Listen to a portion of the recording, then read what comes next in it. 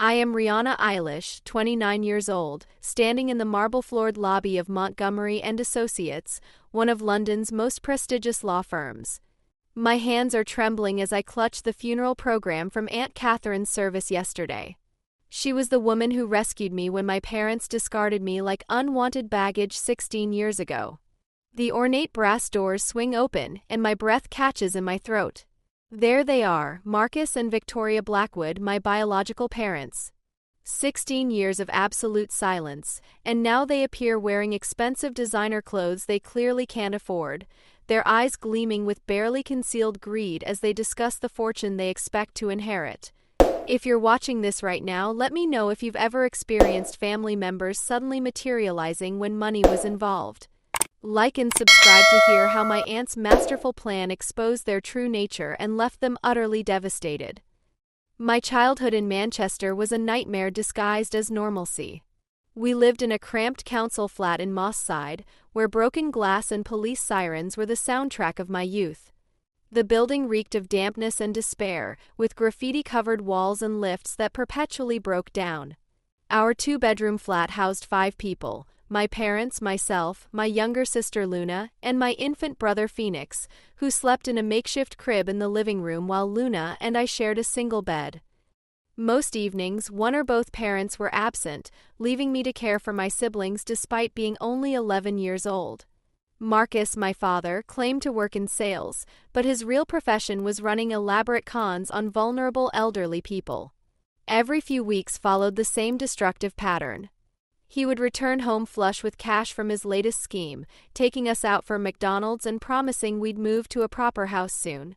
More often, he'd stumble through the door reeking of cheap lager and cigarettes, his mood as unpredictable as Manchester weather. "You're just like your Aunt Catherine," he would snarl when I questioned where the rent money had gone, "always thinking you're better than everyone else." I learned to read his expressions, to know when to speak and when to become invisible in the shadows of our cluttered flat.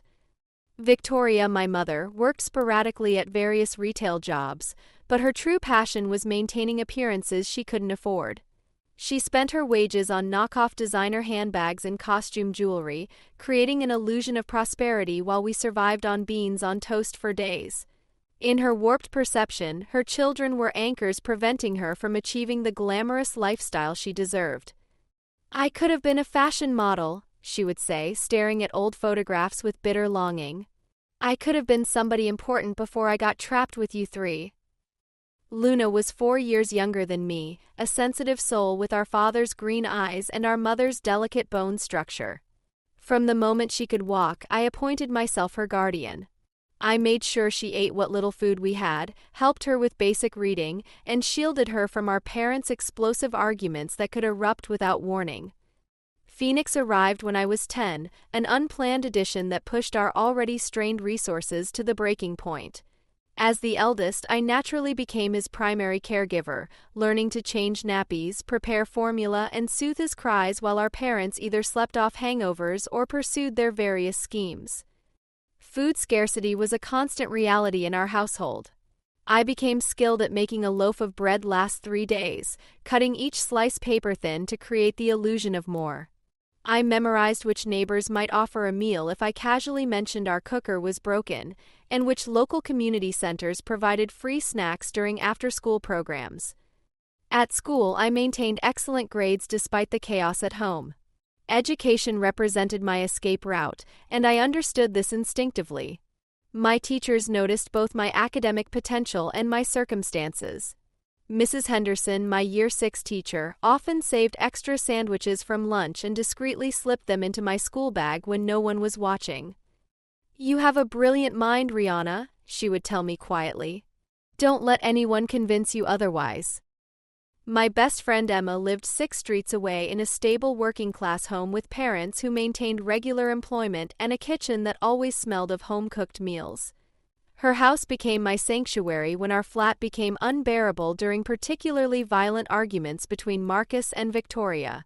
Emma's mum never questioned my frequent appearances at dinner time, simply setting an extra place without comment. One memory remains crystal clear from my 12th birthday. Neither parent remembered the date, despite my hopeful hints throughout the week. I attended school trying to convince myself birthdays were childish anyway.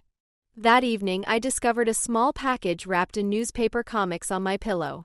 Luna had saved her lunch money for 3 weeks to buy me a silver bracelet with a heart charm.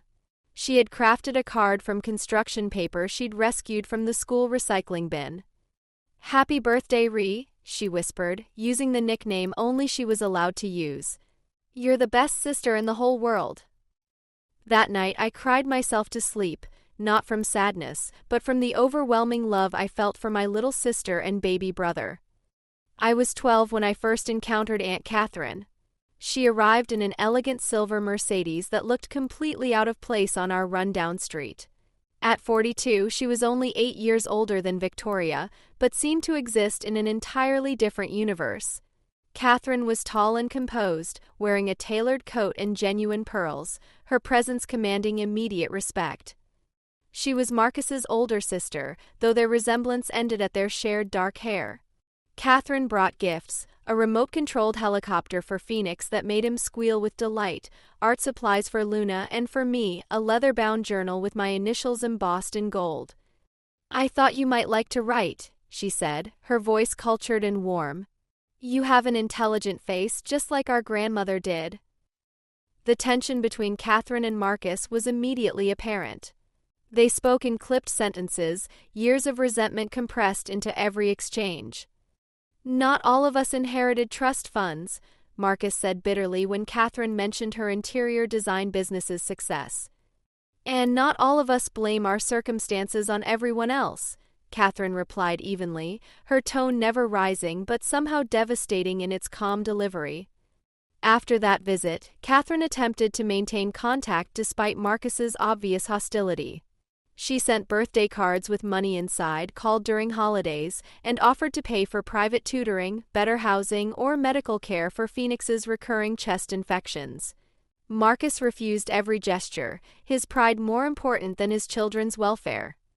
"We don't need her charity," he would declare after hanging up on her calls. "She just wants to show off how much better she is than us." As I entered my teens, our family situation spiraled rapidly downward. Eviction notices appeared regularly on our door. The electricity was frequently disconnected for non-payment. Our refrigerator contained only expired condiments and stale bread. Phoenix's chest problems worsened without proper medical attention, but we couldn't afford to see a private doctor, and NHS waiting lists stretched for months. I began shoplifting basic necessities, medicine for Phoenix, sanitary products for Luna and myself, food when we had nothing left. The guilt ate at me, but watching my siblings suffer was unbearable. One night, I overheard my parents whispering urgently in the kitchen, thinking Luna, Phoenix, and I were asleep. "We can't continue like this," Victoria hissed. "The landlord is threatening court proceedings." "I know someone who knows someone," Marcus replied, his voice slurred from alcohol. "They say this could solve all our problems." "What about Catherine?" Victoria asked. "She'd probably help if we swallowed our pride." "I'd rather die than beg her for anything," Marcus spat. "Besides, this is temporary. Just until we get back on our feet." I didn't understand then what they were planning. I wish I had. The day that shattered my world began like any other cold February morning. I had turned 13 the previous week, the milestone acknowledged only by Luna's handmade card and a brief happy birthday mumbled by Victoria. That morning, Marcus announced we were taking a weekend trip to visit old friends, unusual since we never had money for outings or holidays. "Pack enough clothes for a few days," Victoria instructed, handing me a worn duffel bag. "Help Luna and Phoenix pack too." Warning signs I should have recognized.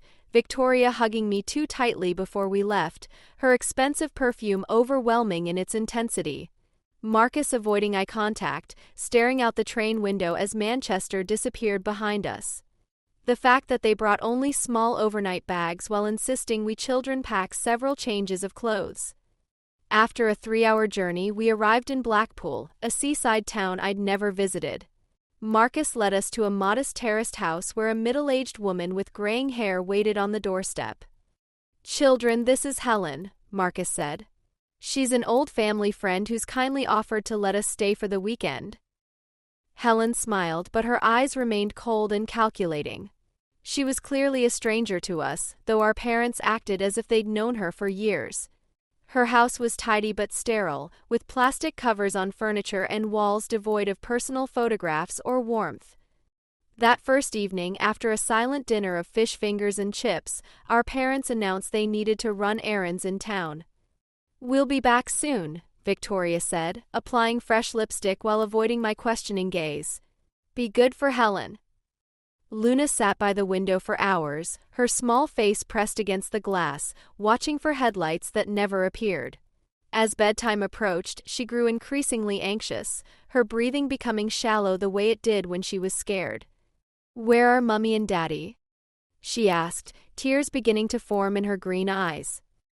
"They probably got delayed," I reassured her, though my own stomach was churning with worry. "They'll be back in the morning."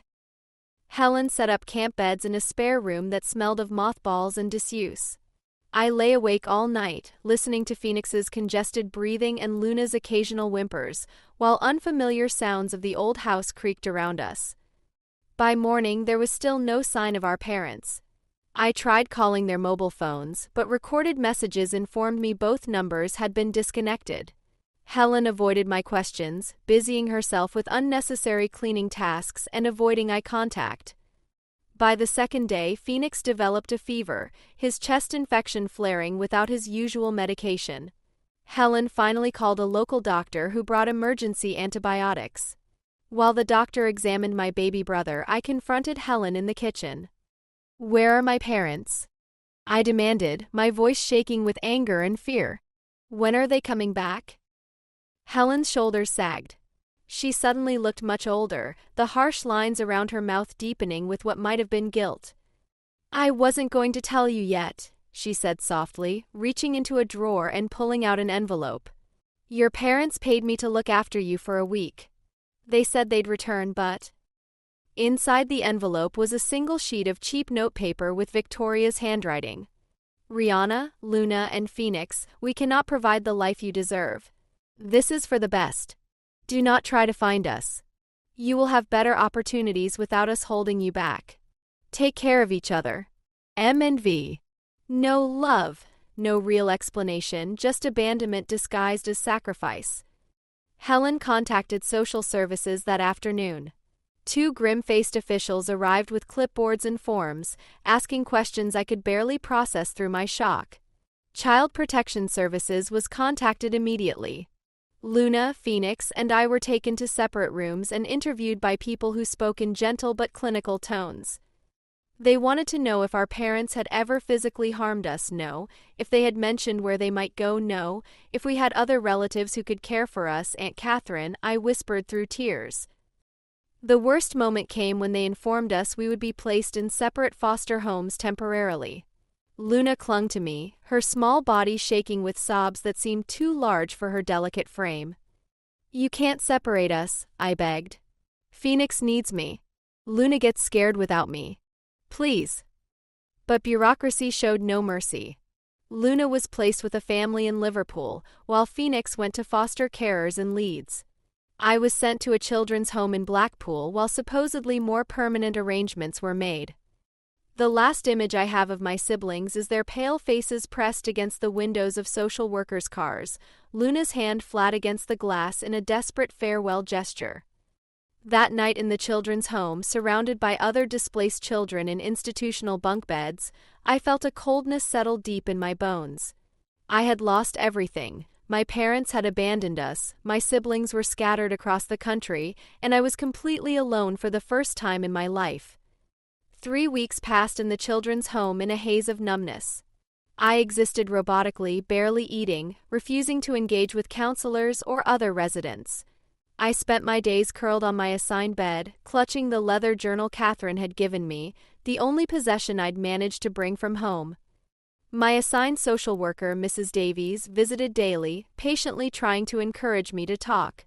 Her persistence was finally rewarded when she mentioned they had successfully located my aunt, Catherine Blackwood. I sat up for the first time in weeks. "Did you find her?" "We did," she said, smiling gently. She's driving up from London tomorrow to meet with us. The next day, I waited nervously in the home's director's office, picking at loose threads on my borrowed jumper. When Catherine walked in, I barely recognized her.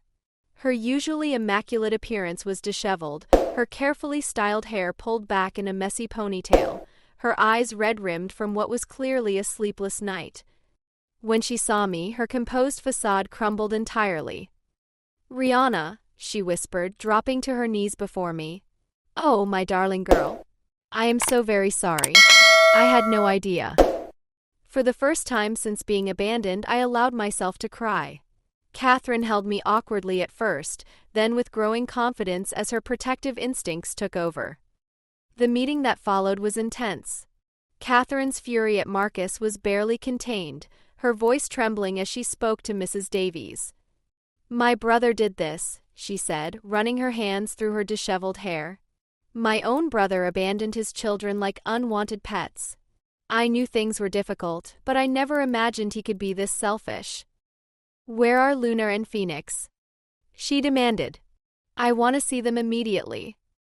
Mrs. Davies explained that my siblings had already been placed with foster families in different regions. Catherine's expression hardened with determination. "That's completely unacceptable. These children need to be together. I am their aunt, their only responsible relative aside from their worthless parents. I will take all three of them." What followed was an intensive education in the complexities of the child welfare system. Despite Catherine's resources and determination, reuniting us would not be straightforward. The foster families caring for Luna and Phoenix were already considering adoption. Different local authorities complicated matters. Catherine would need to prove she was suitable to care for not one but 3 traumatized children. "I don't care what it costs or how long it takes," Catherine told her solicitor over the phone that evening. "I want the best family court barristers in the country. I want all 3 children with me by summer." In the meantime, Catherine rented a flat near the children's home so she could visit me daily while guardianship paperwork was processed. 4 weeks later, I was released into her temporary custody, and we traveled to her home in Kensington. Catherine's house was a revelation, an elegant Georgian townhouse with high ceilings, original features, and rooms that seemed impossibly spacious after our cramped council flat. My bedroom was larger than our entire Manchester flat, decorated in soft blues and whites with a 4-poster bed and floor-to-ceiling bookshelves already filled with classics and contemporary novels. "Is this really for me?" I asked, unable to comprehend such luxury. "Of course, darling," Catherine said, looking uncomfortable with my amazement. "If you don't like anything, we can redecorate however you prefer." That first night, I couldn't sleep. The bed was too comfortable, the room too quiet without Phoenix's breathing and Luna's gentle movements beside me. I crept downstairs at 2 a.m. to find Catherine in her study, surrounded by legal documents, speaking intensely with someone about custody procedures. Catherine wasn't naturally maternal. She had never married, had no children of her own, and spent most of her time running her successful interior design consultancy. She spoke to me formally at first, as if I were a young adult rather than a traumatized 13-year-old, but her genuine desire to help shone through her inexperience. Her household staff helped ease the transition. Mrs. Peterson, the housekeeper, was a warm Scottish woman who sneaked me biscuits and taught me to make proper Scottish shortbread on weekends. James, her driver, had a dry wit that occasionally made me smile despite my grief. School presented new challenges. Catherine enrolled me in an elite private girls' school where my classmates casually discussed skiing holidays in Switzerland and complained about parents who were too busy attending charity galas. I was the outsider with my Manchester accent and second-hand past. "Why do you live with your aunt?" one girl asked during lunch. "Are your parents dead?" "They left," I said simply, watching her expression shift from curiosity to incomprehension. She couldn't imagine parents who would choose to abandon their children. The nightmares began my 4th week in London. I would wake screaming for Luna and Phoenix, convinced they were in danger and needed me. Catherine would rush in, helpless in the face of my grief and terror. After several nights of this, she arranged for me to see Dr. Williams, a child psychologist specializing in trauma and abandonment. The gentle woman with silver hair and kind eyes became my lifeline over the following months. "What your parents did reflects their failures, not yours," she told me during our sessions. "You did nothing to cause this. You could not have prevented it. You are not responsible for their choices." Catherine attended parenting courses and read extensively about raising traumatized adolescents. She hired tutors to help me catch up academically and ensured I had everything I needed materially.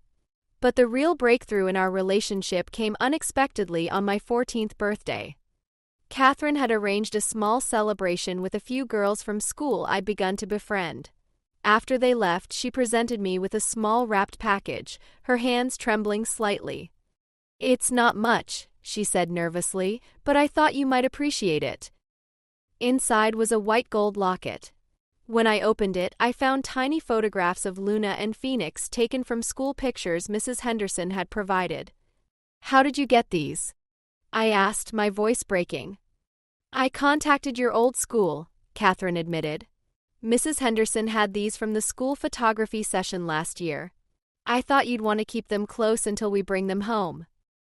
That was when I finally broke down completely. I sobbed in Catherine's arms, releasing months of suppressed fear, anger, and grief. She held me with growing confidence, her own tears falling silently. "I'm not trying to replace your parents, Rihanna," she said quietly. "I know I can't.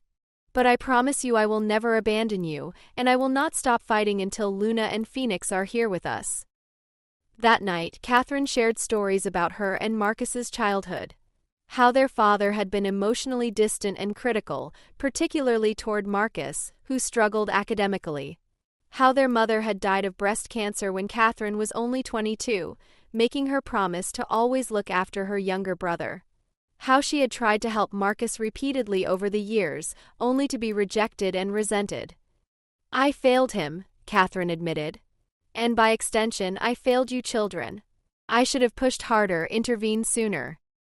"You're helping now," I said. "That's what matters." 8 months after I moved to London, we received news from the private investigator Catherine had hired. Luna had been located with her foster family in Liverpool. They were reluctant to release her, having already formed strong emotional bonds, but Catherine was determined. Our first supervised visit was emotionally overwhelming. Luna had grown taller in our months apart, but was still heartbreakingly thin, her eyes seeming too large for her delicate face. When she saw me, she launched herself into my arms with a cry that seemed to come from her soul. "Rihanna! You came. I knew you'd find me." I held her so tightly she squeaked in protest, cataloging every change in my little sister. Her speech had improved dramatically with proper attention. She was enrolled in dance classes, her natural grace flourishing with professional instruction. Part of me was grateful her foster parents had cared for her so well, even as I resented them for having the time with her that I had lost. Catherine knelt to Luna's level, introducing herself gently. "I've heard so much about you, sweetheart. Rihanna talks about you constantly."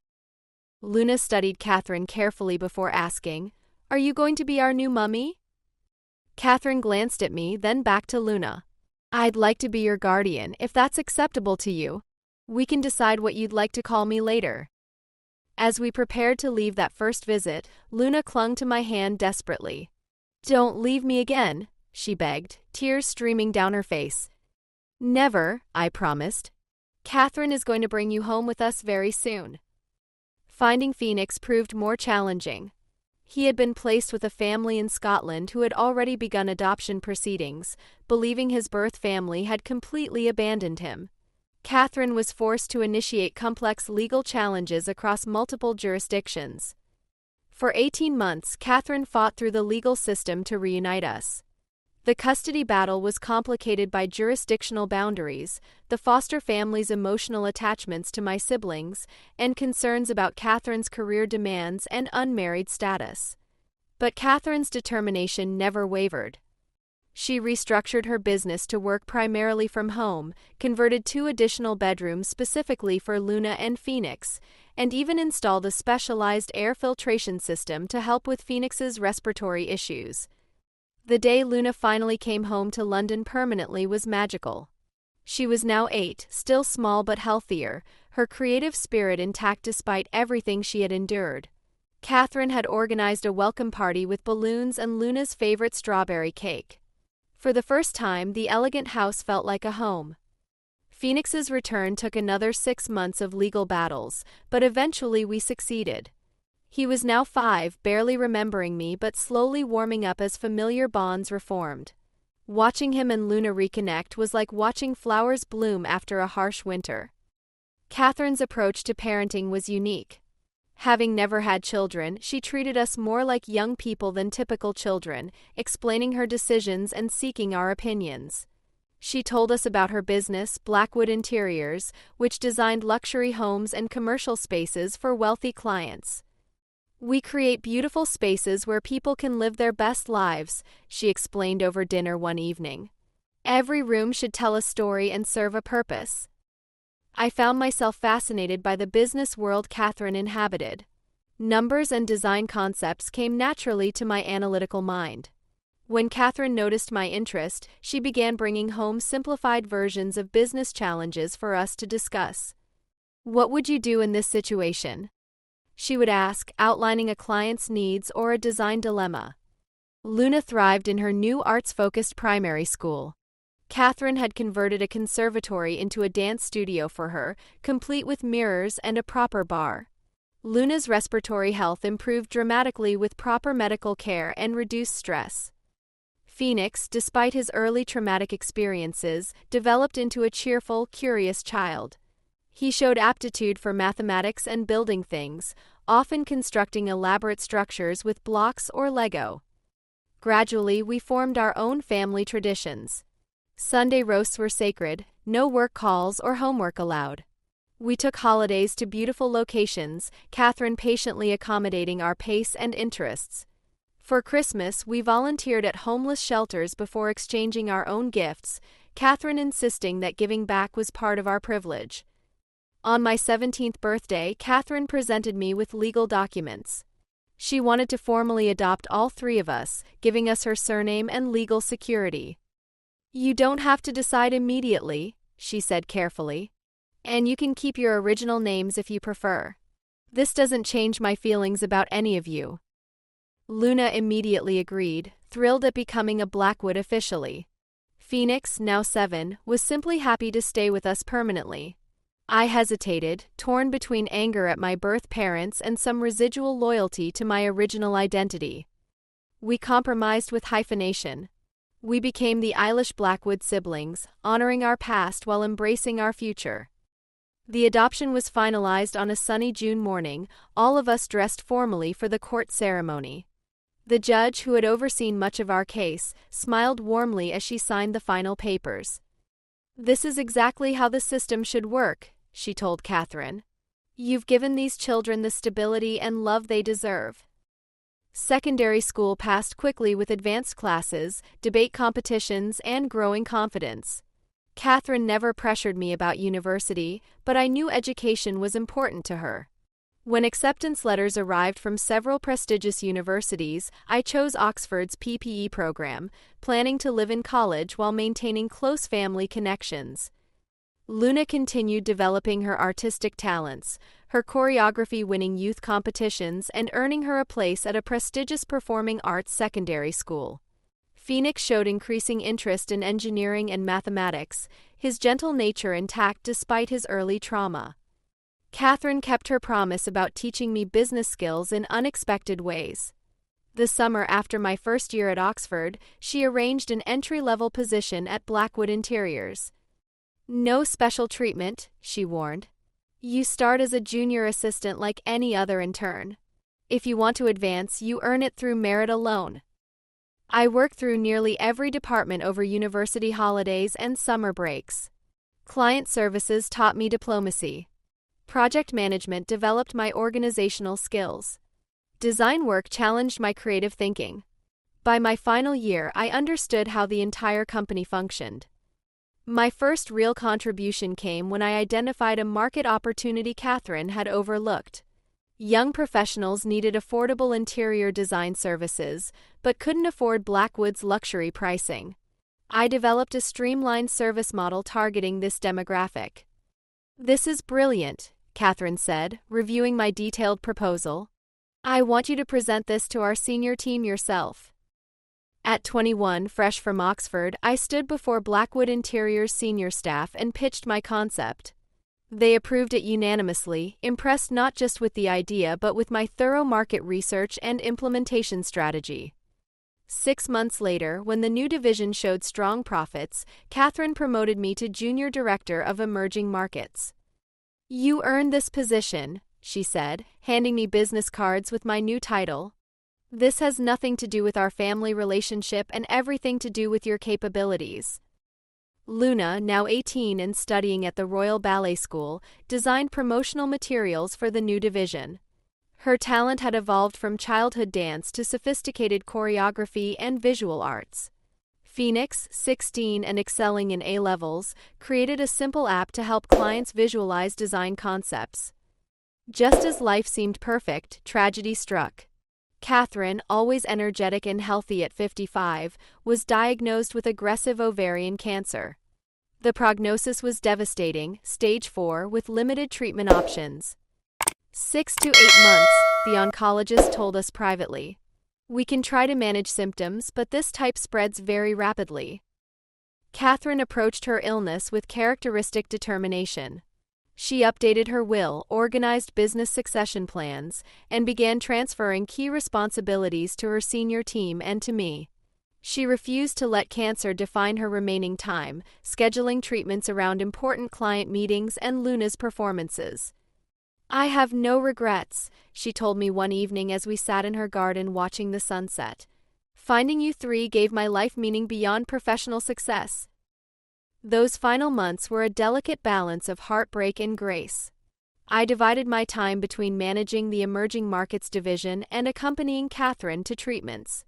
Luna moved back from her residential program to be closer to us, converting part of her studio into a comfortable space where Catherine could rest while watching her practice.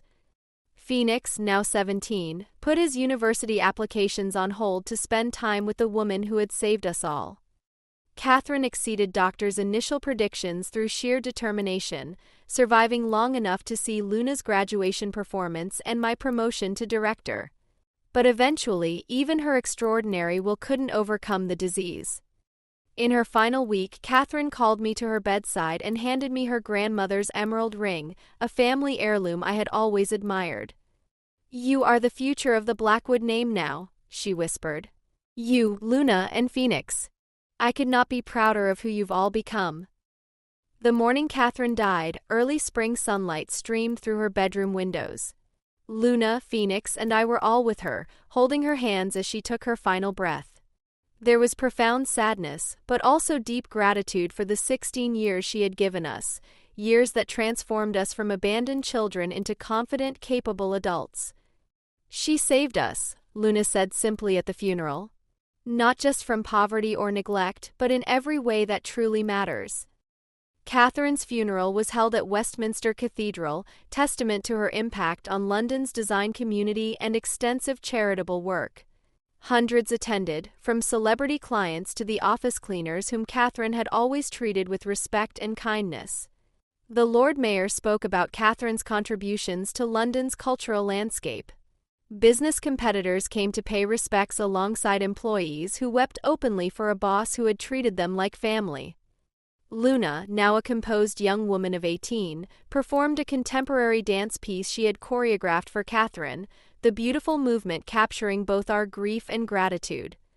I delivered the eulogy, somehow finding strength to stand before the crowd and speak about the woman who had transformed our lives. Catherine Blackwood was known to most of you as a brilliant designer, a visionary businesswoman, a generous philanthropist, I began.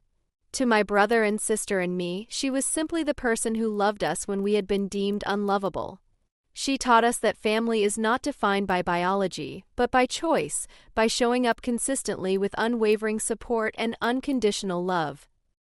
As I concluded my speech and returned to my seat in the front row, I noticed movement at the back of the cathedral. 2 figures had slipped in during the service, standing awkwardly near the last pew. Even from a distance, even after 16 years, I recognized them immediately. Marcus and Victoria Blackwood. My biological parents. My hands began trembling so violently that Luna noticed, following my gaze to the back of the cathedral. "Is that them?" she whispered, her face draining of color. I nodded, unable to speak. Phoenix, now 17 and tall like Marcus had been, squinted toward the back with confusion. They looked significantly older, of course. Marcus's dark hair was now completely gray, his once athletic frame weakened by what appeared to be years of hard living. Victoria still maintained her carefully constructed appearance, though her attempt at elegance now seemed desperate rather than sophisticated. After the service, as mourners gathered in the reception hall sharing memories and condolences, they approached us. Victoria reached toward me with arms extended for an embrace I had no intention of returning. "Rihanna, darling," she said, her voice thick with manufactured emotion. "How we've missed you children." I stepped back sharply, Luna and Phoenix moving protectively to my sides. "Don't touch me," I said quietly but firmly. Marcus cleared his throat awkwardly. "We came as soon as we heard about Catherine. Family is family after all. Blood runs deeper than anything else." "Family?" Phoenix's voice cracked with disbelief. "You abandoned us. You left us with a stranger and disappeared for 16 years. Victoria's eyes filled with practiced tears. "You don't understand, sweetheart. We were going through such terrible difficulties. We did what we thought was best for you children." "We need to talk privately," Marcus said, glancing around at curious onlookers. "There's so much to explain, so much you don't know about what really happened." Before I could respond, a distinguished gentleman with silver hair approached our group. Mr. Harrison, Catherine's longtime solicitor and friend, positioned himself slightly between us and our biological parents. "Miss Eilish Blackwood, Mr. and Miss Eilish Blackwood," he said formally. "I don't believe these individuals were invited to the service." Victoria flashed what she clearly thought was a charming smile. "We're Marcus and Victoria Blackwood, Rihanna, Luna, and Phoenix's parents. We're family." "I'm well aware of who you are," Mr. Harrison replied, his tone glacial. "Catherine spoke of you frequently, though never in flattering terms." Marcus puffed up defensively. "Now see here. We have every right to be with our children during this difficult time." Mr. Harrison's expression remained unchanged. "Actually, you forfeited those rights 16 years ago. However, as it happens, your presence will be required Tuesday morning at 10 a.m. at my office for the reading of Catherine's will." Victoria's demeanor shifted instantly, her grief replaced by poorly concealed interest. "Catherine included us in her will?" "That's a matter to be disclosed at the appropriate time," Mr. Harrison said coolly. "Now, if you'll excuse us, the family needs privacy to grieve." As Mr. Harrison led us away, I noticed something I had initially missed. The expensive clothing Marcus and Victoria wore was new but poorly made. The gold jewelry was clearly costume pieces. The designer handbag Victoria carried was an obvious fake. They were still playing the same game, creating an illusion of success with no substance behind it. Later that evening, back at the house that now felt painfully empty without Catherine, Luna voiced what we were all thinking. Why would Catherine include them in her will? And why would they appear now after all these years? "They obviously heard about Catherine's money," I said bitterly. "They always had a talent for sensing financial opportunities." Mr. Harrison, who had joined us for a quiet dinner, nodded gravely. "I believe you're correct, Rihanna. However, I would ask that you all attend the reading on Tuesday. Catherine was very specific about who needed to be present." Phoenix frowned. "I don't want them there. They don't deserve anything from Catherine." "I understand completely," Mr. Harrison said gently. "But I believe you'll want to witness this particular reading. Catherine had very specific reasons for the arrangements she made. That night I couldn't sleep. I wandered through the quiet house, eventually finding myself in Catherine's study. Everything remained exactly as she had left it. Her reading glasses still resting on top of a client proposal, her favorite fountain pen in its silver holder. I sat in her leather chair, breathing in the lingering scent of her perfume. "What were you planning, Catherine?" I whispered to the empty room. "What final lesson do you have for us?" Tuesday morning dawned crisp and clear, a beautiful autumn day that seemed at odds with the tension coiling in my stomach. Luna, Phoenix, and I arrived at Harrison and Associates 15 minutes early, dressed formally out of respect for the occasion. The office, housed in a Victorian building in Mayfair, exuded traditional British legal gravitas with its mahogany paneling, Persian carpets, and portraits of distinguished former partners. Mr. Harrison greeted us in the reception area, his usual composed demeanor offering steady reassurance in the emotional storm I felt brewing. "They haven't arrived yet," he informed us. "We'll be using the main conference room. May I offer any of you tea or coffee while we wait?" We all declined, too nervous to consume anything. At precisely 10 a.m., the lift doors opened and Marcus and Victoria stepped out. They had clearly made considerable effort with their appearance, wearing what looked like recently purchased clothing. Victoria's hair was freshly colored and professionally styled, her makeup expertly applied. Marcus had attempted to disguise his thinning hair with expensive product, and the scent of his cologne reached us before he did. "Good morning," Victoria trilled, as if we were gathering for a pleasant social occasion rather than the distribution of assets from the woman who had raised her abandoned children. Mr. Harrison led us all to the conference room, where several others already waited: Mrs. Peterson, who had been Catherine's housekeeper for 15 years, David Chen, the managing director of Blackwood Interiors, and Sarah Mills, Catherine's personal assistant. "Now that everyone is present, we can begin," Mr. Harrison said, taking his place at the head of the polished conference table. He opened a thick leather portfolio and adjusted his reading glasses. "This is the last will and testament of Catherine Elizabeth Blackwood, revised and executed 8 months ago while of sound mind and in the presence of 3 witnesses. Marcus shifted impatiently in his seat. "Can we skip to the important parts? We all know Catherine was wealthy."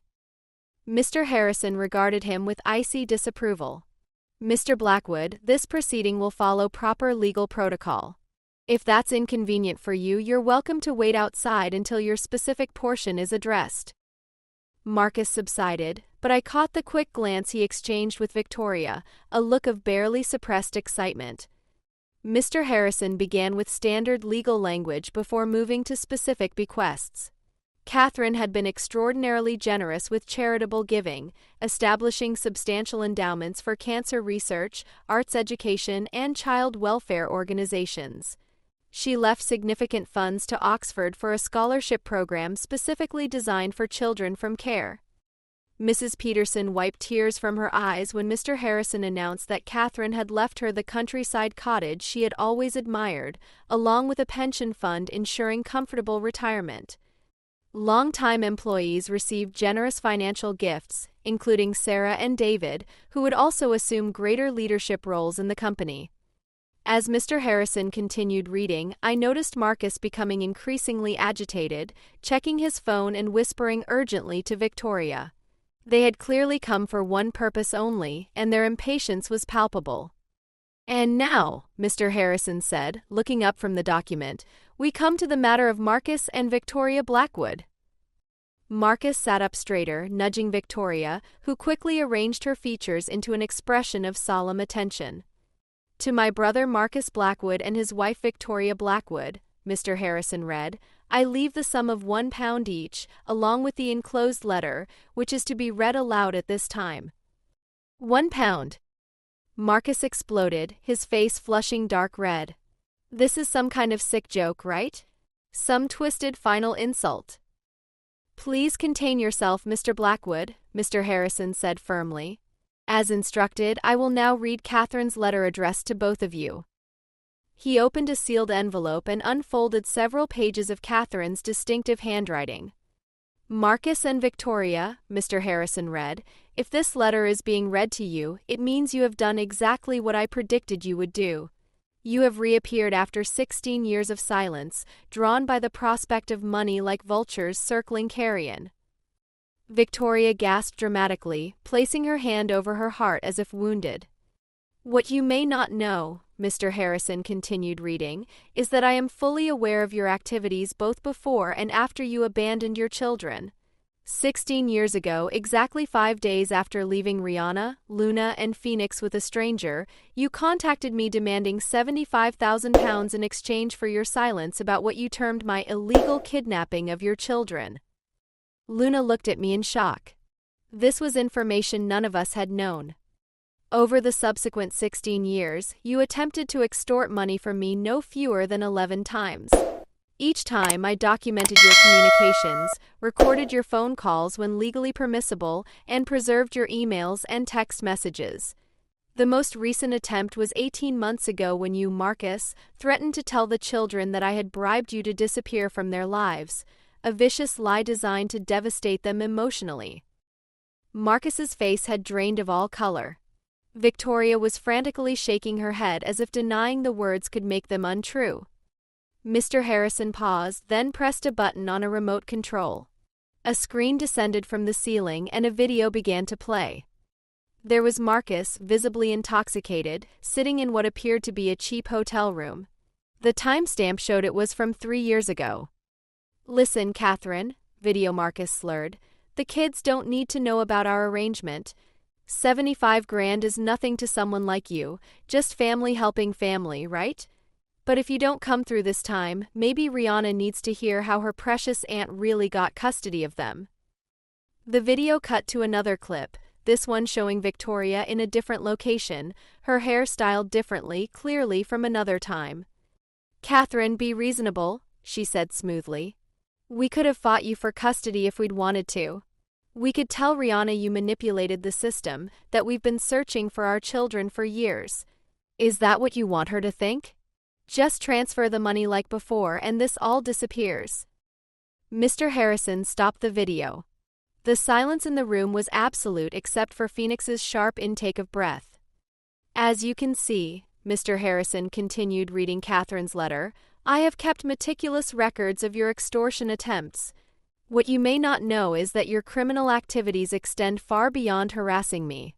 My private investigators have documented your involvement in multiple fraud schemes across the UK and Europe, your exploitation of elderly victims through romance scams, and your attempts to extort other successful individuals using tactics similar to those you employed with me. Mr. Harrison looked up from the letter. I should note that all of this evidence, including financial records tracking the small amounts Catherine did provide in the early years to ensure the children's welfare, has been provided to the Metropolitan Police as of yesterday morning. Victoria began sobbing loudly. This isn't true. It was all Marcus's idea. I never wanted to leave the children. Marcus stood abruptly, his chair falling backward. You can't prove any of this. It'll be your word against ours. Actually, Mr. Harrison said calmly, the evidence is quite comprehensive. Catherine was nothing if not thorough. He returned to the letter. To Rihanna, Luna, and Phoenix, I apologize for keeping this from you. I feared the knowledge would only cause additional pain, and there seemed no benefit in sharing it. You had already suffered enough betrayal. Know that every pound they attempted to extort was documented and will now be donated to organizations supporting abandoned children, turning their greed into something positive. Phoenix had tears streaming down his face. I reached for his hand, squeezing it tightly while Luna gripped my other hand. As for the remainder of my estate, Mr. Harrison continued reading, including all shares in Blackwood Interiors, all property holdings, investment portfolios, and personal possessions not otherwise specifically bequeathed, I leave equally to my beloved children, Rihanna Eilish Blackwood, Luna Eilish Blackwood, and Phoenix Eilish Blackwood, with complete confidence that they will honor the values we have shared and continue the legacy we have built together. Mr. Harrison folded the letter and looked up. That concludes the reading of the will. At that precise moment, the conference room door opened, and two individuals in dark suits entered, displaying Metropolitan Police identification. "Marcus and Victoria Blackwood," one officer said, "we need you to accompany us for questioning regarding multiple fraud investigations across several jurisdictions." Marcus lunged toward me, his face contorted with rage. "This is your fault. You turned her against us. We're your real parents." The police officers quickly intervened, restraining Marcus as Victoria collapsed into theatrical sobs. "My babies, please," she wailed. "Don't let them take your mother away. We love you." As they were escorted from the room, Marcus still hurling accusations and Victoria still pleading dramatically, I felt a strange emptiness where I had expected satisfaction. Their true nature had been exposed exactly as Catherine had planned, but the victory felt hollow rather than triumphant. Mr. Harrison waited until they were gone before speaking again. "I apologize for the drama, but Catherine insisted this happen exactly as it has. She wanted them to face consequences not just for their actions toward her, but toward all their victims over the years." "Did she really pay them?" Luna asked, her voice small and hurt. Mr. Harrison nodded gravely. "In the beginning, yes. 3 times in the first 2 years after she gained custody of you, when they threatened to contest the arrangement, to drag you all through court proceedings, to make false accusations. Catherine paid them modest amounts to stay away, to give you children peace to heal. She considered it the best investment she ever made. After the police led our biological parents away, Luna, Phoenix, and I remained in the conference room, trying to process everything we had just learned. The others had tactfully departed, leaving only Mr. Harrison to sit quietly with us in the aftermath. "I don't understand," Phoenix said finally, his voice breaking slightly. "Why would they come back now? Did they really think Catherine would leave them money after everything they did?" "People convince themselves they deserve things they haven't earned," I said, staring at the empty chairs where Marcus and Victoria had sat moments before. "They've spent their lives believing the world owes them something." Mr. Harrison cleared his throat gently. "Catherine anticipated you might have questions after today's revelations. She left each of you a private letter as well." He handed us each an envelope with our names written in Catherine's elegant handwriting. Mine contained several pages on the high-quality stationery Catherine had always preferred. "Rihanna," it began, "if you are reading this, I am gone, and you have just witnessed the confrontation with Marcus and Victoria that I orchestrated. I hope you can forgive me for keeping their periodic reappearances from you and your siblings. I made the conscious decision to shield you from their continued attempts to profit from your pain. I want you to know that I learned of my diagnosis 2 years ago, much earlier than I shared with any of you. When I received the news, my first thought was not of my own mortality, but of what would happen to you, Luna and Phoenix, when I was no longer here to protect you. I knew Marcus and Victoria would eventually resurface, drawn by the prospect of inheritance like moths to flame. You may wonder why I orchestrated this public exposure rather than simply excluding them from my will entirely. I did so because I wanted you to see them clearly, to understand beyond any doubt that their abandonment was never about your worth as children or human beings. You deserved parents who would sacrifice everything to keep you safe and loved. Instead, you received Marcus and Victoria, who saw their own children as commodities to be traded for temporary financial relief. I have watched you grow from a frightened, wounded 13-year-old into a brilliant, compassionate woman who amazes me daily. The strength you have shown, the resilience you have demonstrated, the determination to create good from the ashes of betrayal, these are qualities that cannot be taught or inherited. They come from the very core of who you are. My greatest regret is that I will not be there to see all the extraordinary things you will accomplish. But I leave this world confident that you, Luna, and Phoenix will continue to thrive, to support each other, and perhaps to help other children who, like yourselves, need someone to believe in their potential. The company is yours now, all of yours. Let it with the same integrity and compassion Catherine brought to everything she did. Use your success to lift others as I tried to lift you. With all my love and endless pride, Catherine. I folded the letter carefully, tears blurring my vision. Across the table, Luna and Phoenix were similarly affected by their own letters, both wiping their eyes with the backs of their hands. "She knew," Phoenix said softly. "She knew all along they would come back for money." I nodded, unable to speak past the lump in my throat. In the weeks that followed, we learned more about Marcus and Victoria's activities during their 16-year absence. The Metropolitan Police investigation revealed an extensive pattern of fraud schemes across multiple countries. They had preyed particularly on elderly victims, posing as charity workers, investment advisors, and even long-lost relatives. They had been careful to keep each individual scam small enough to avoid serious attention, moving frequently to stay ahead of local authorities. The court case moved swiftly given the overwhelming evidence Catherine had compiled over the years. Both Marcus and Victoria accepted plea bargains rather than face trial. Marcus received 12 years in prison, Victoria 8, with orders for restitution they would never be able to pay. I debated visiting them in prison but ultimately decided against it. What would be the point? They weren't suddenly going to become the parents we had needed. They were strangers who happened to share our DNA, and some bridges remain permanently burned. The process of settling Catherine's estate and assuming leadership of Blackwood Interiors occupied much of my time in those first months.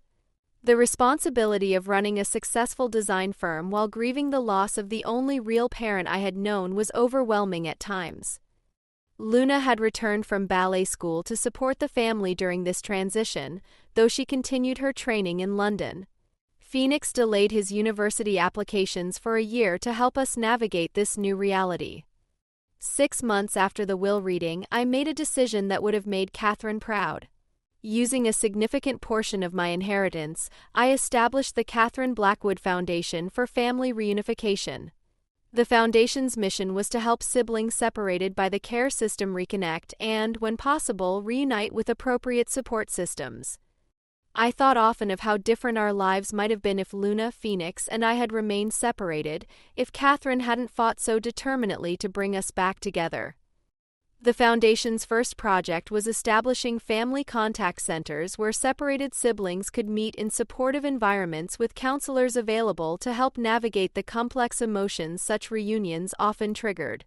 We named the flagship location Blackwood House in honor of the home Catherine had created for us. My healing journey wasn't linear.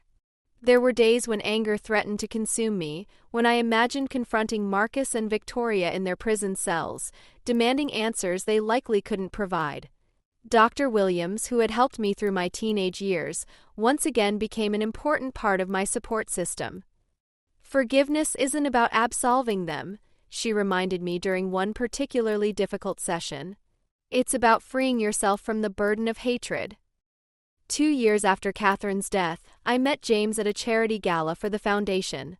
An architect with kind eyes and a gentle manner, he listened attentively as I shared pieces of my story, never pushing for more than I was ready to give. Our relationship developed slowly, built on mutual respect and genuine interest in each other's lives and work. Luna thrived as principal dancer with a respected London company, using her platform to advocate for arts education in underserved communities. She established scholarships for talented young people from care backgrounds interested in pursuing dance careers. Phoenix excelled at Cambridge, studying engineering while volunteering with organizations supporting vulnerable children. His gentle nature and analytical mind made him perfect for designing systems to help reunite families. 3 years into Marcus and Victoria's sentences, I received an unexpected letter from Holloway Prison. Unlike Catherine's elegant stationery, this was written on cheap lined paper in handwriting I barely recognized as Victoria's. "Rihanna," she wrote, "I don't expect forgiveness, nor do I deserve it. The things we did to you, Luna and Phoenix, to Catherine, to others, were unforgivable. I write not to make excuses, but to tell you one truth among the many lies. I have always been proud that you were my daughter, even when I failed completely at being your mother." I didn't respond immediately, letting the words sit with me for weeks as I considered whether there was any value in maintaining even the most distant contact. Eventually, I decided to visit her once before her release the following year. The visit was brief and uncomfortable. Victoria had aged dramatically in prison, her carefully maintained appearance now weathered and gray. She asked about Luna and Phoenix, about my work, listening with what seemed like genuine interest. She didn't ask for money or favors, didn't attempt to justify her actions. As I prepared to leave, she said simply, "I don't expect to be part of your life, Rihanna. I just wanted you to know that I recognize the extraordinary person you've become despite having us as parents." "I didn't become who I am despite you," I replied, finding a truth I hadn't fully articulated before. "In some ways it was because of you. Your abandonment led me to Catherine, and she showed me what unconditional love looks like. I wouldn't trade the person I am today, and that person was shaped by every experience, including being left behind." I didn't visit Marcus, who had made no attempt to contact any of us. Some relationships remain permanently severed, and I had made peace with that reality. 5 years after Catherine's death, the foundation opened its 5th family center, this one in Manchester, not far from where our journey began.